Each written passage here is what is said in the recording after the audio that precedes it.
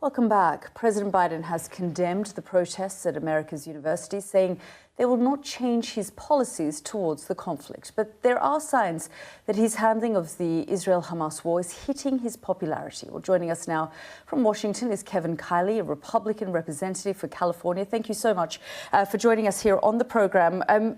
First of all, your reaction to the scenes that we saw overnight in UCLA. Well, it's absolutely horrifying what we're seeing, and it should never have been allowed to get to this point. I mean, you have horrifying scenes like I never thought I'd see in this country at our universities. You have these illegal encampments that have been growing and growing. You have at UCLA, you had students, well, a lot of them not students, outside agitators that are physically blocking the entrance to campus for Jewish students specifically, or the entrance to libraries. We've had people get attacked. And this should never have been allowed to happen. You know, universities have their own policies against camping, against sleeping on public grounds. These things are against the law to commit acts of violence, to threaten violence, to obstruct people's movement. And yet the university leadership just let it happen. And so I have been calling. Do you think, though, the right response was the result we're seeing today, where the situation escalated to the point where we're getting reports now that 2,000 American students have been arrested?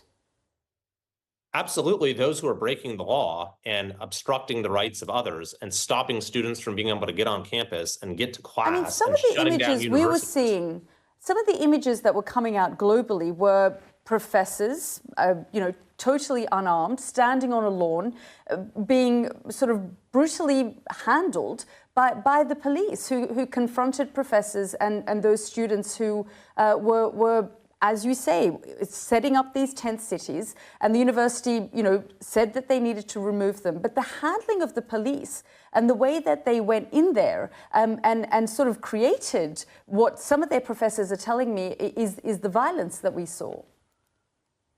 Well, first of all, the violence has started with those who are setting up these tent encampments and have been targeting specifically Jewish students on campus. Now, when it comes to the police, of course, they have an obligation to use reasonable force and not to exceed reasonable force in doing what is necessary to stop violations of the law. That is the legal obligation of the police. But the fact is, it never would have reached this point if we had had universities that are simply enforcing the law and enforcing their rules in a calm, even-handed manner from the very beginning. Instead, they allowed more tent, and the problem has escalated.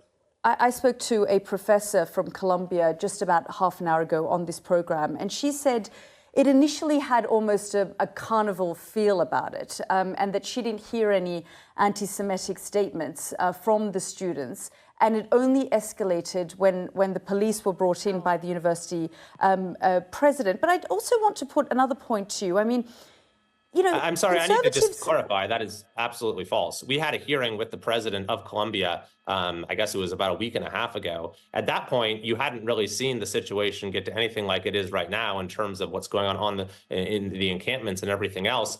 We had many documented instances of outright anti-Semitic behavior, not only from students and others on campus, but from faculty on campus that the university had not sufficiently addressed. So this has been a huge problem.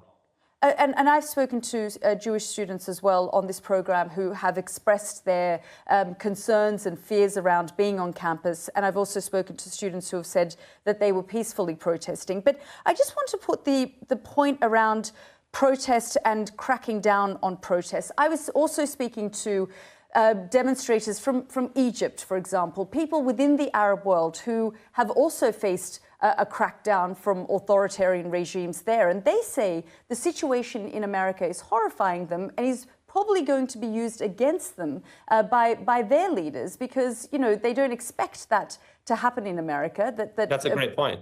Yeah, I think that what's happening is a part of democracy, as President Biden said. What's happening on our campus right now is doing a grave injustice to those who are legitimately protesting in a way that is consistent with free speech in places around the world where whether it's, and here as well, the right to protest is fundamental. That's in our First Amendment.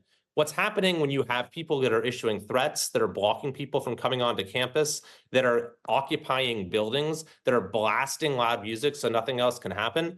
These things are not consistent. These are not examples of speech. And so you've had universities like University of Florida, for example. It's been very clear. You're allowed to speak your mind. You're allowed to protest. You're allowed to express yourself in any number of ways. What you're not allowed to do is infringe on the rights of others by engaging in unlawful conduct. So, Congressman, to be clear, you're not sort of creating or calling for some kind of cancel culture on these protesters. You're saying they can protest as long as they abide by the rules and the law of the university. Absolutely. Anyone has the right to speak their mind on any topic. And no matter how fundamentally I disagree with someone, it is in the very foundation of our country that you have the right to speak your mind and to engage in protest, which is why for folks who want to protest in a peaceful way, whatever the topic might be, I am the strongest supporter of that. I have sponsored legislation called the Free Speech on Campus Act precisely because I think universities don't do a good enough